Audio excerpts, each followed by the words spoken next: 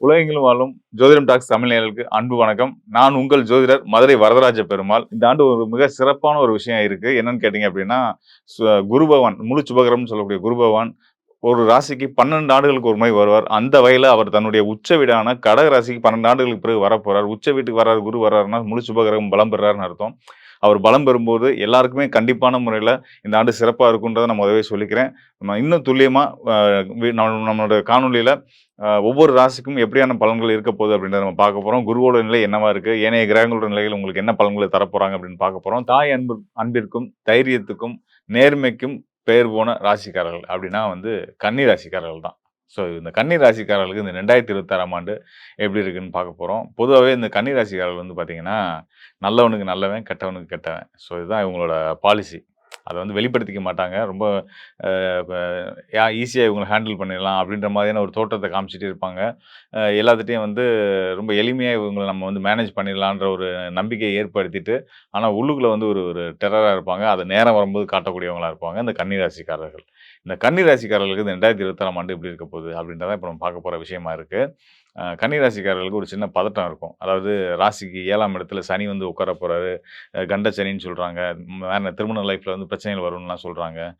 தேவையில்லாத அனாவசியமான சிக்கல்லாம் வரும்ன்றலாம் சொல்லிட்டு இருக்காங்களே! நமக்கும் அப்படித்தான் இருக்குமோ! அப்படின்னு சொல்லி பயந்துகிட்டு இருப்பீங்க. தயவு செய்து அந்த கவலையும், பயத்தையும் விட்டுருங்க. ஏன்னா, சனி பகவான பார்த்து கன்னி ராசிக்காரர்கள் ஒரு காலமும் பயப்படக்கூடாது. காரணங்கள் என்னன்னு கேட்டீங்க அப்படின்னா, சனி பகவான் தான் கன்னி ராசிக்கு உச்சபட்ச யோகங்கள குடுக்கக்கூடியவர். உச்சபட்ச வெற்றிகள குடுக்கக்கூடியவர். அதுதான் காரணம். அதனால அவர பார்த்து சனி பகவான பார்த்து நீங்க பயப்படக்கூடாது. மித்த ராசிக்காரர்கள் யார் வேணாலும் பயப்படலாம். ஆனா நீங்க பயப்படக்கூடாது. ஏன்னா, அவர் உங்களுக்கு யோகத்த செய்யக்கூடிய உங்களோட யோகாதிபதி யாருன்னு கேட்டீங்கன்னா, சனி பகவான் தான். கன்னி ராசிக்கு பொதுவா 2 கிரகங்கள் ரொம்ப நல்ல பலன்கள செய்வாங்க. ஒருத்தர் சுக்கிரன், இன்னொருத்தர் சனி பகவான். இதுல சனி தான் சுக்கிரன காட்டிலும் சிறந்த யோகத்த செய்யக்கூடியவர். அந்த உங்களுடைய பூர்வ புண்ணிய ஸ்தானம், உங்களோட குலதெய்வத்த குறிக்கக்கூடிய ஸ்தானத்துக்கு 5ஆம் இடத்துக்கு அதிபதியா வர்றதுனாலயும், உங்களுடைய 6ஆம் இடம், உங்களோட வெற்றிகள், உங்களோட போராட்டங்கள்லாம் குறிக்கக்கூடிய போராட்டங்கள்னால வெற்றிகள குறிக்கக்கூடிய ஸ்தானத்துக்கும் அதிபதியுமே சனி பகவான் தான். அவர் 7ஆம் கேந்திரத்துக்கு வர்றது உங்களுக்கு நல்லது தான். 5க்குரிய திரிகோண ஸ்தானத்துக்குரிய சனி பகவான் உங்க ராசிக்கு 7ஆம் இடமான கேந்திர ஸ்தானத்துக்கு வர்றது உங்களுக்கு மிக சிறந்த ராஜயோக காலம்னு சொல்லலாம். இந்த கண்டசனி 7ஆம் இடத்து சனி உங்களுக்கு சிறந்த ராஜயோக காலம். இன்னும் சொல்லப்போனா திருமணத்தில பிரச்சனை வரும்னு சொல்லிட்டு இருக்காங்க இல்லையா? கன்னி ராசிக்காரர்களுக்கு நான் சொல்றேன், கண்டிப்பான முறையில திருமணம் தடைப்பட்ட திருமணங்கள் கண்டிப்பா நடக்கும். திருமண உறவுகள்ல சிக்கல்ல இருக்கக்கூடியவங்க, அந்த சிக்கல்லாம் தீர்ந்து கணவன் மனைவி ஒற்றுமை ஏற்பட போகுது அப்படின்றத நம்ம சொல்லலாம். ஏன்னா, இந்த 7ஆம் இடம்ன்றது திருமண ஸ்தானம். திருமண ஸ்தானத்துக்கு சனி வரதுனால சனி கெட்டது செய்வாங்க. உங்கள திருமண வாழ்க்கைய கெடுத்துருவாங்க. திருமணத்தில தடையை ஏற்படுத்துவாங்க அப்படின்ற மாரி நீங்க தெரிஞ்சு வச்சிருப்பீங்க. ஆனா, நான் சொல்றேன் ஜோதிட விதிப்படி விதிவிலக்குகள் உண்டு. அந்த விதிவிலக்குகளின் அடிப்படையில சனி உங்களுக்கு 5ஆம் இடத்து யோகாதிபதியா மனோகாரகனா அவர் 7ஆம் இடத்துக்கு போறது, நீங்க மனசு விரும்பினவங்களோட திருமண வாழ்க்கைய வாழப் போறீங்க. ம மன முரண்பாடுகள இருக்கக்கூடிய தம்பதியர்கள் மன முரண்கள தாண்டி ஒற்றுமையாக போறாங்க அப்படின்றது தான் இந்த 2026ஆம் ஆண்டுல நடக்கக்கூடிய ஒரு சிறப்பான விஷயமா இருந்துகிட்டு இருக்கு. இது மட்டுமா? அப்படின்னா, இதையும் தாண்டி இன்னும் சில சிறப்புகள் இருக்கு. அந்த 7ஆம் இடத்து அதிபதி இருக்கார் இல்லையா? அந்த சனி பகவானுக்கு வீடு குடுத்த குரு பகவான் இருக்கார் இல்லையா? அவர் பார்த்தீங்கன்னா, மே 26ஆம் தேதி உச்ச பலம் பெறப் போறாரு கடக ராசியில. உங்க ராசிக்கு கடகராசி லாபஸ்தானம். உங்க லாபஸ்தானத்தில உங்க 7ஆம் இடத்துக்குரிய குரு பகவான் அ உச்ச பலம் பெறப் போறாரு. குரு உச்ச பலம் பெறுறது. குரு யாரு? தனகாரகன், புத்திரகாரகன். உங்களுக்கு பொருளாதார ரீதியாவும் சரி, நீங்க எடுக்கக்கூடிய எல்லா முயற்சிகளும் 11ஆம் இடம் நம்மளோட முயற்சிகளுக்கான வெற்றிகள குறிக்கக்கூடிய ஸ்தானம். எல்லாத்துக்கும் சப்போர்ட்டிவா இருக்க போறாரு. பணம் தான் எல்லா விஷயத்தையும் நீங்க நீங்க ஆசைப்பட்ட விஷயத்தெல்லாம் செய்றதுக்கு தடையா இருந்துட்டு இருந்துச்சு. அந்த பணம், பொருளாதாரம் சார்ந்த விஷயங்கள்ல இருக்கக்கூடிய தடைகள் நீங்கி, உங்க கையில பணப்புழக்கம் அதிகரிக்க போகுது அப்படின்றது தான் இங்க இருக்கக்கூடிய விஷயம். நீங்க பற்றாக்குறை பட்ஜெட் இல்லாம தாராளமா கையிலேருந்து செலவு பண்ற அளவுக்கு உங்களுக்கு பொருளாதாரம் நல்லபடியா இருக்க போகுது. அதுக்கு குரு மட்டும் காரணம் இல்லாம சனியும் காரணமா இருக்காரு. அதாவது பொதுவா சொல்லுவாங்க இல்லையா? அசுப கிரகமே உங்களுக்கு யோக கிரகமா வந்துட்டாங்க. அதனால அசுபர்னாலயும் நல்லது தான். இந்த பக்கம் சுப கிரகமான குருவும் உச்ச பலத்துல இருக்க போறாரு. அது மூலியமாவும் உங்களுக்கு நன்மை தான். அவரும் லாபஸ்தானத்துல 12 ஆண்டுகளுக்கு பிறகு உச்ச பலம் பெற்று நிக்க போறாரு. அது ரொம்ப சிறப்பான அமைப்பு அது குருவுடைய நிலை. இத தாண்டி ராகு, கேது ஆண்டு கிரகங்கள்னு பார்க்கும்போது, ராகு 6ஆம் இடத்து ராகு, 12ஆம் இடத்து கேது கண்டிப்பா நல்ல பலன்கள தான் செய்வாங்க. 6ஆம் இடம் பார்த்தீங்கன்னா, உங்களுக்கு இருக்கக்கூடிய சிக்கல்கள போராடி ஜெயிக்க வைக்கும் உங்கள. அந்த அமைப்ப 6ஆம் இடத்து ராகு குடுக்கும். 6ஆம் இடத்துல பொதுவா அசுப கிரகங்களான சனி, மற்றும் ராகு, சூரியன், செவ்வாய் இவங்கலாம் இருந்தாங்கன்னா, அந்த ஜாதகர்கள் வந்து யாரையும் எதிர்க்க முடியாது. அவங்கள எதிர்க்கிறவங்க தோத்து போயிருவாங்க. இவங்க வந்து ஜெயிச்சு வானளாவா உயர்ந்து நிப்பாங்க. அந்த அளவுக்கு வந்து கன்னி ராசிக்காரர்களுக்கு சிறப்பான ஆண்டா இந்த ஆண்டு அமைஞ்சிருக்கு 2026ஆம் ஆண்டு. இந்த யோக பலன நீங்க எடுத்து பாக்கெட்ல போட்டுக்கிறதுக்கு தயாராகிக்கங்க. சிறப்பான ஆண்டு தான். அதுல எந்த விதமான சந்தேகமும் கிடையாது. மேலும் இந்த சிறப்புகளுக்கெல்லாம் வந்து நீங்க வந்து எளிமையா வெற்றிகளை அடையறதுக்கு, உங்களோட இந்த சின்ன சின்ன சங்கடங்களையும் தீர்த்துக்கிறதுக்கு பக்தி ரொம்ப அவசியமா இருந்துட்டு இருக்கு. ஸோ அந்த வகையில கன்னி ராசிக்காரர்களுடைய ராசிநாதன் அப்படின்னு கேட்டீங்கன்னா புதன் தான். அந்த புதன குறிக்கக்கூடியது மகாவிஷ்ணு. ஸோ மகாவிஷ்ணு வழிபாடு ரொம்ப கண்டிப்பான முறையில இது கன்னி ராசிக்காரர்கள் செய்தாகணும். அதை விட இன்னொரு முக்கியமா வந்து பார்த்தீங்கன்னா, குலதெய்வ வழிபாடு. உங்களுடைய ராசிக்கு 5ஆம் இடத்துக்கு அதிபதியான சனி பகவான் தான் குலதெய்வத்தை குறிக்கக்கூடியவர். அவர் வந்து கேந்திர ஸ்தானத்துக்கு 7ஆம் இடத்துக்கு போறாரு. குரு பார்வையோட இருக்க போறாரு. அதனால வந்து உங்களோட குலதெய்வமும் இதுநாள் வரைக்கும் உங்களுக்காக இறங்கி வந்து உங்களுக்கு செய்யாத உதவிகள்லாம் செய்ய போறாங்க. ஸோ குலதெய்வ வழிபாடு மற்றும் வந்து மகாவிஷ்ணு வழிபாடு, மகாலட்சுமி வழிபாடு. இத நீங்க தொடர்ந்து செஞ்சுட்டு வாங்க.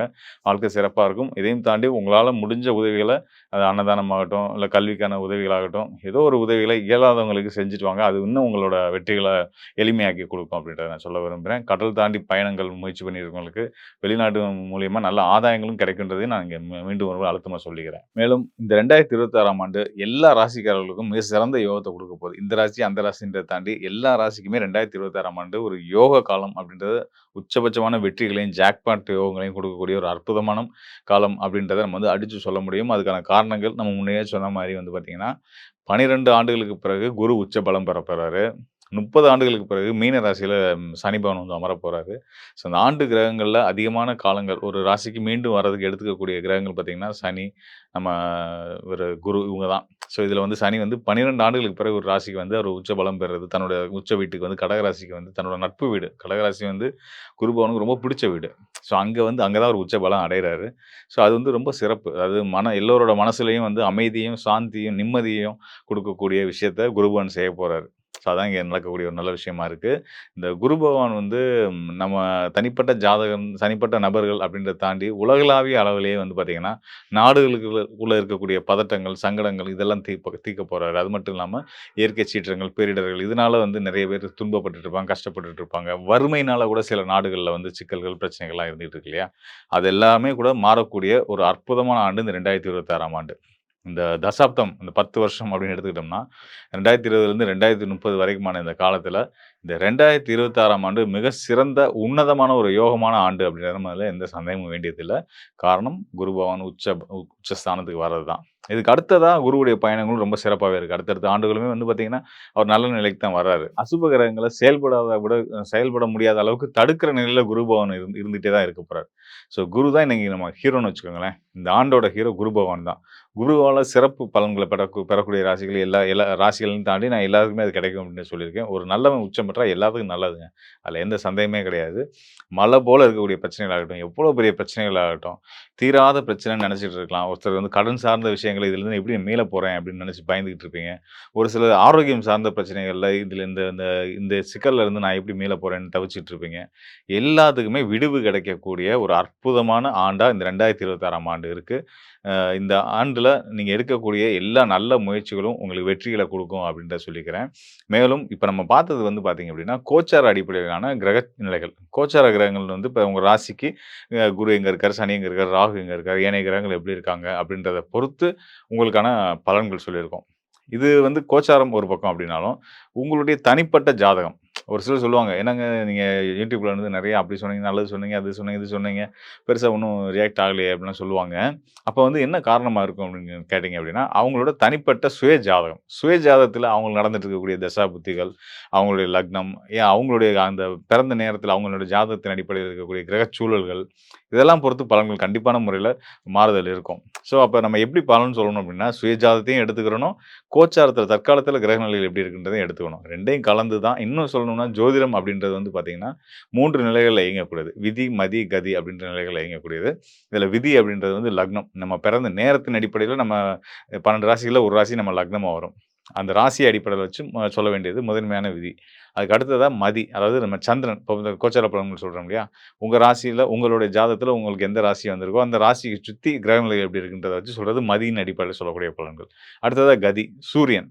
சூரியனை வச்சு சூரியனுக்கு உங்களுடைய நீங்க பிறந்த நேரத்தில, உங்களுடைய ஜாதக கட்டத்தில சூரியன் எங்க இருக்காருன்னா, அவர சுத்தி எப்படி கிரகங்கள் இருக்கு அப்படின்றத வச்சு சொல்லக்கூடிய பலன்கள். இப்படி விதி, மதி, கதி இந்த 3 நிலைகளும், கோச்சார நிலைகளும் எடுத்து, தசாபுத்திகளையும் எடுத்து, உங்களுக்கு சாதக பாதங்கள ஆய்வு பண்ணி, இன்னும் டீட்டெயிலா நீங்க உங்களுக்கான பலன்கள தெரிஞ்சுக்கிறது தான் நல்லது. அந்த மாரி யாருக்கெல்லாம் உங்களோட எதிர்காலத்த பார்த்தீங்கன்னா, துல்லியமான பலன்கள் தேவைப்படுமோ, அவங்க நிச்சயமா இந்த டிஸ்ப்ளேல இருக்க என்னுடைய எண்ணுக்கு தொடர்பு கொள்ளுங்க. கண்டிப்பான முறையில உங்களுக்கு வழிகாட்டுதல் குடுக்க தயாரா இருக்கிறேன். நன்றி, வணக்கம் நண்பர்களே. மீண்டும் ஒரு முறை உங்களுக்கு வந்து புத்தாண்டு வாழ்த்துக்களையும் சொல்லிக்கிறேன். இந்த ஆண்டு உங்களுக்கு சிறந்த ஆண்டா இருக்கும்ன்றத மீண்டும், மீண்டும் அழுத்தமா சொல்லி விடைபெறுகிறேன். மீண்டும் ஒரு நல்ல நிகழ்ச்சியில் சந்திப்போம். நன்றி, வணக்கம்.